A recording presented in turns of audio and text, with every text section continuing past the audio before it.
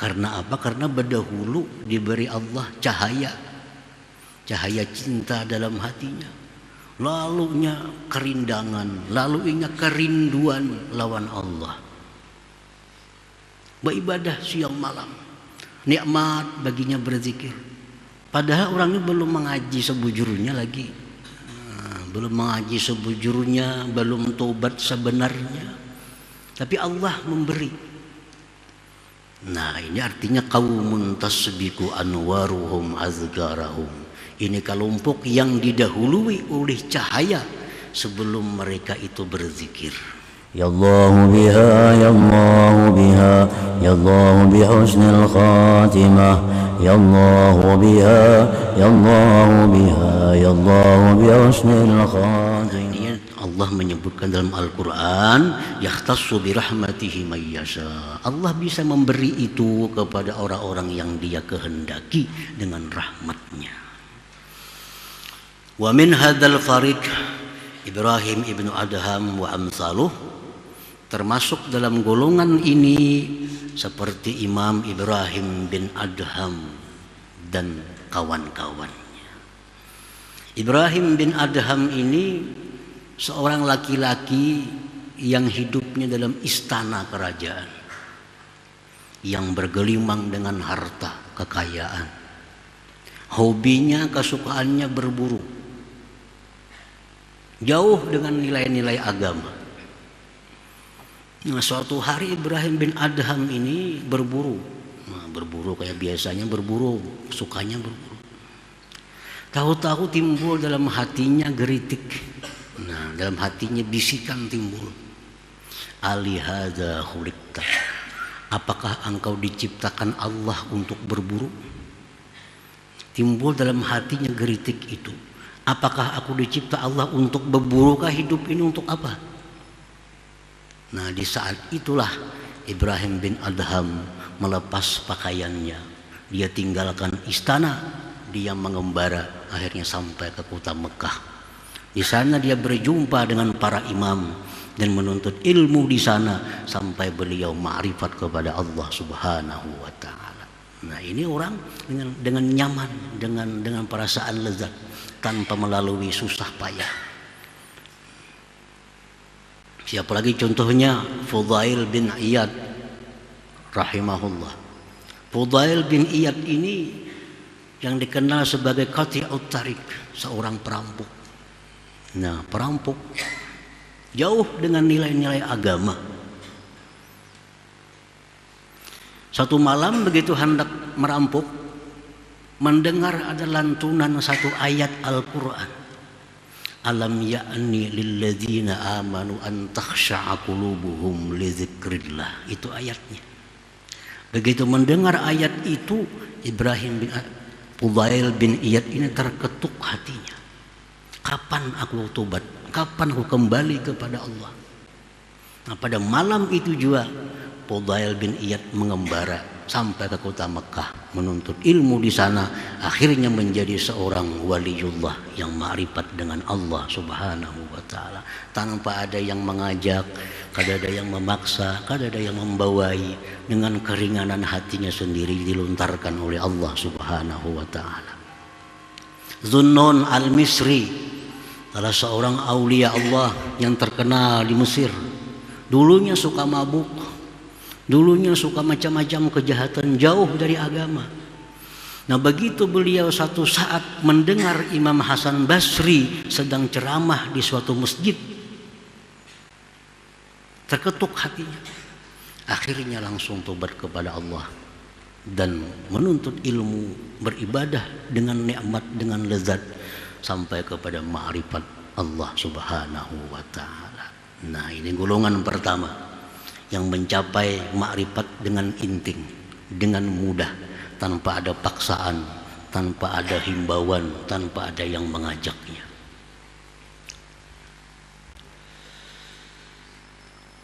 Wa imma ayyakuna dha qalbin khaifin minallahi ta'ala ba'da an sami'al ayat wal akhbar wa kalamal akhyar fa yajtahidul iqbal 'ala Allah ta'ala bi mujahadati nafsihi wal khalwah wal bu'di 'anil ahli wal balad wa talaba asy-syaikh al-mursyid fa dzakara Allah ta'ala wa raqabahu bin nasabi wat ta'ab hatta wasala ila hadratillah ta'ala ay arafa Allah ta'ala. Kelompok yang kedua. Nah, kelompok yang kedua, orang yang sibuk habis waktu beribadah kepada Allah, orang yang hatinya itu ada takut kepada Allah sesudah mendengar Al-Quran atau hadis atau perkataan-perkataan hikmah. Nah, mendengar itu takutan hatinya, takutan. Lalu dia bersungguh-sungguh menghadap Allah. Dia berjuang melawan nafsunya. Nah, berjuang melawan nafsu. Dia berkhalwat. Dia menjauh dari keluarga dan negerinya. Dia mencari guru pembimbingnya. Dia berzikir kepada Allah dengan susah payah. Akhirnya dia sampai ke hadratullah, ma'rifat kepada Allah subhanahu wa ta'ala. Jadi ada orang yang memang memprogramkan dirinya untuk ma'rifat kepada Allah. Memang sejak awal ini sudah punya program untuk jadi orang yang ma'rifat kepada Allah. Lalu dia mengamalkan ini, amalkan itu, baca ini, baca itu dengan susah payah, dengan melawan hawa nafsunya. Akhirnya ma'rifat kepada Allah subhanahu wa ta'ala. Nah, wa hadza mimman sabaqat lahul azkar qabla al-anwar. Inilah orang yang berdahulu berzikir sebelum datangnya cahaya dari Allah subhanahu wa ta'ala. Berzikir dulu, bermodal dulu, hanya datang cahaya dari Allah. Nah, kalau pertama tadi cahaya datang berdahulu, lalu mudah hanya dengan zikir dengan sebagainya. Ada yang kedua ini susah payah.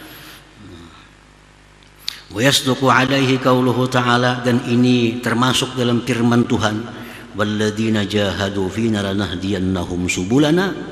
Allah berfirman, orang yang sungguh-sungguh berjuang, berjalan di jalan kami, kami akan berikan dia petunjuk ke jalan kami.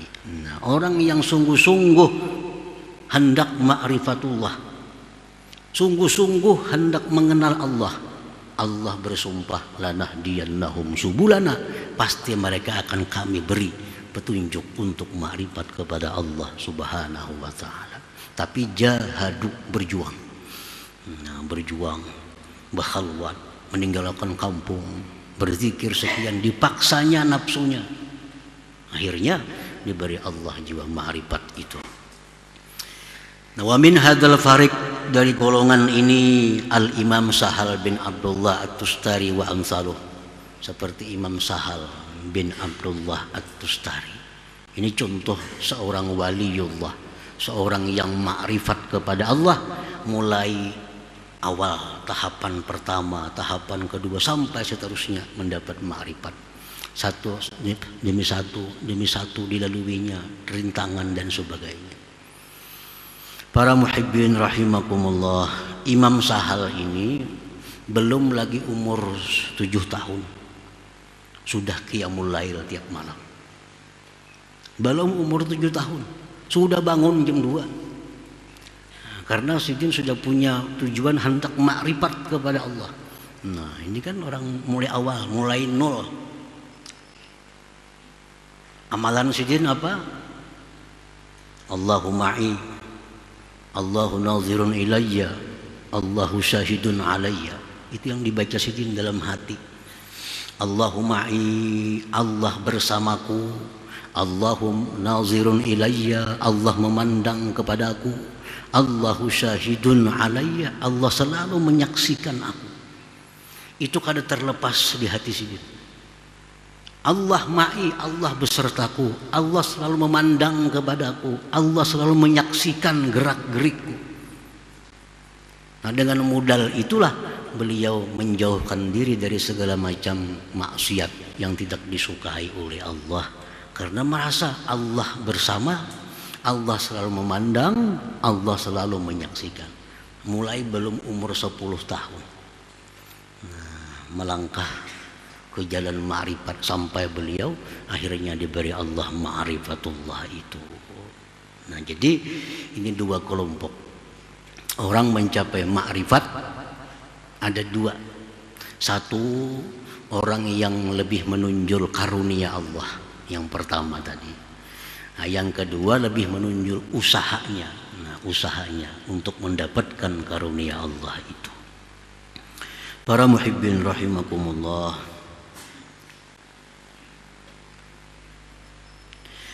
Qala ba'dul ulama, berkata sebagian ulama, minan nas man faja'athu inayatullah min ghairi talabin wala isti'dad. Hadza qawluhu yahtassu bi rahmatihi man yasha. Wa minan nas man harraqallahu himmatah li talabil wusul ila Allah fasara wa jahada hatta wasala ila hadratillahi ta'ala. Hadza qawluhu ta'ala walladzina jahadu fina lanahdiyannahum subulana. Sebagian manusia ada orang yang dikejutkan oleh inayah Allah. Ini kada dia berpikir hendak jadi orang ma'rifat. Kada dia terpikir, kada dia terprogram dalam dirinya hendak jadi orang ma'rifat itu kada ada. Tetapi orang ini dikejutkan oleh Allah untuk jadi orang ma'rifat. Lalu dia jalani dengan inting dan mudah. Iya, ini firman Tuhan tadi, yahtassu bi rahmatihi may yasha. Allah berikan itu kepada orang-orang yang Allah kehendaki. Ada pula manusia yang Allah gerakkan keinginannya untuk ma'rifatullah. Allah gerakkan keinginannya, maka dia berjalan, dia berjuang habis-habisan sampai dia ma'rifat kepada Allah. Inilah firman Allah, alladzina jahadu fina lanahdiyannahum subulana. Orang yang bujur-bujur benar-benar berjuang akan kami beri petunjuk dia ke jalan kami. Nah, para muhibbin rahimakumullah. Asyaqiyyu minan nas man la lahu anwar wala azkar wala lahu azkar wala anwar. Kelompok pertama, kelompok orang yang beruntung. Kelompok yang kedua, kelompok orang yang beruntung juga. Kenapa? Karena sama-sama pada dapat ma'rifat. Sama-sama dapat ma'rifat. Yang pertama dapat, yang kedua dapat. Ini beruntung kedua-duanya. Yang celaka dari manusia itu orang yang tidak ada anwar, tidak ada azkar. Tidak ada azkar, tidak ada anwar. Nah, ini manusia yang rugi. Berzikir kada, artinya sibuk dalam ibadah kada, cahaya kada dapat. Golongan pertama kada masuk, golongan kedua kada masuk. Ini yang rugi. Nah, orang yang hidupnya tidak ada tujuan, tidak ada maksud untuk mengenal Allah. Nah, ini orang yang asyaqiyyu, orang yang celaka. Dia hanya ingin dapat nikmat Allah. Dia hanya ingin dapat sihat. Dia hanya ingin dapat nikmat, dapat kebahagiaan, tapi kada hendak tahu siapa yang memberi nikmat itu. Nah, kada hendak tahu siapa yang memberi kebahagiaan itu. Hendak dapat nikmatnya aja. Hendak dapat pemberiannya, kada perlu tahu orangnya siapa-siapa. Nah, ini asyaqiyyu, ini orang yang celaka. Jadi kalau kita berada di golongan yang ketiga ini, nah kita disuruh untuk masuk dalam salah satu di antara dua golongan yang di atas tadi. Jangan mau berdiam di golongan sini. Nah, sebab akan menemui kesulitan-kesulitan di akhirat nantinya. Menemui kepayahan-kepayahan di akhirat bagi orang-orang yang di alam dunia ini belum tahu, belum kenal dengan Allah Subhanahu wa ta'ala. Nah, para muhibbin rahimakumullah. Jadi kita programkan diri kita bahwa sebelum kita mati kita mesti ma'rifat kepada Allah. Tanamkan niat dalam hati.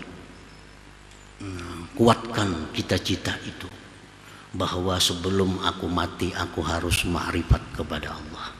Jangan jadi orang gelandangan, orang yang masuk golongan pertama kada, golongan kedua kada. Nah, bagaimana caranya untuk mendapatkan anugerah masuk di golongan pertama atau di golongan yang kedua? Rasulullah SAW bersabda, inna li rabbikum bi ayyami dahrikum nafahat fata'arradu laha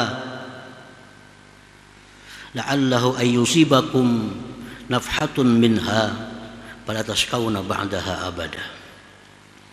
Ujar Nabi kita, setiap hari itu Allah sebenarnya ada meniupkan hembusan-hembusan rahmat kepada hambanya.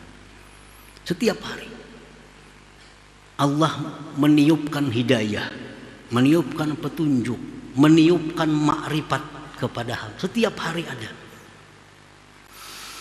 Fata'arradu laha, maka lintangkan diri kamu agar dapat itu. Bahasa kitanya tanai. Nah, tanai. Ditanai. Karena setiap hari Allah menghembuskan makrifat itu kepada manusia ini. Tiap hari ada terus makrifat itu dihamburkan Allah kepada manusia. Siapa nang menanai bisa dapat, nang kada menanai Allahu a'lam. Ujar Nabi, fata'arradu laha, lintangkan diri kamu, tanai supaya dapat itu hembusan-hembusan yang ditiupkan Allah berupa makrifat itu. Barangkali bahwa dapat akan kalian satu hembusan daripadanya, maka engkau tidak akan celaka sesudah itu selama-lamanya, ujar Nabi. Satu pun engkau dapat, ujar Nabi, daripada hembusan itu, la tashqawna ba'daha abada, engkau tidak akan celaka selama-lamanya. Nah, sebuting aja dapat kita. Dan setiap hari itu dihambur oleh Allah Ta'ala. Dihambur. Nah, tinggal kita mau kada menanai itu. Nah, mau kada mengintai, mau kada melintangkan diri untuk itu. Nah, para muhibbin rahimakumullah, bagaimana caranya menanai itu? Bagaimana caranya kita menanai itu supaya dapat? Nah, yang pertama, talabul amakinis syarifah, mencari tempat-tempat yang mulia seperti Makkah, Madinah, Baitul Maqdis,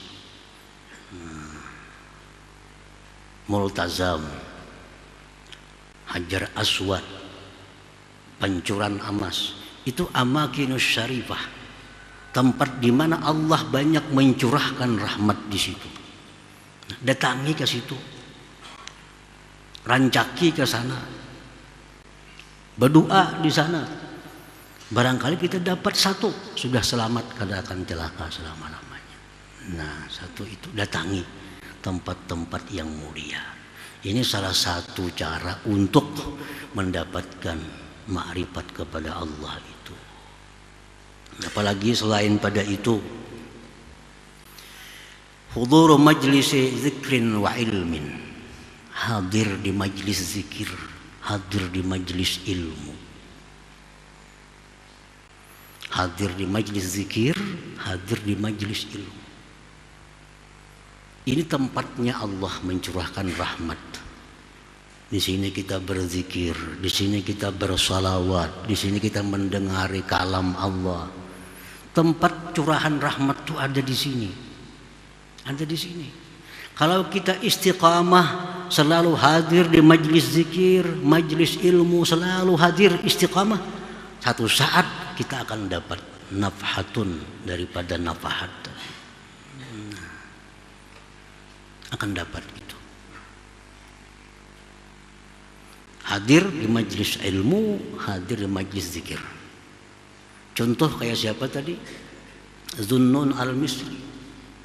Itu kada hadir tuh sidin di majlis Hasan Basri. Cuma sekadar liwat mendengar. Pas Allah menghamburkan itu, dapat sidin. Nah, habis itu jadi orang makrifat kepada Allah. Jadi siapa tahu kita di kali yang keberapa akan diberi Allah itu. Hari ini belum, bisa minggu akan datang, bisa minggu berikutnya. Kalau kita istiqamah, sungguh-sungguh, lanahdiyannahum subulana, Allah bersumpah akan memberikan itu kepadanya.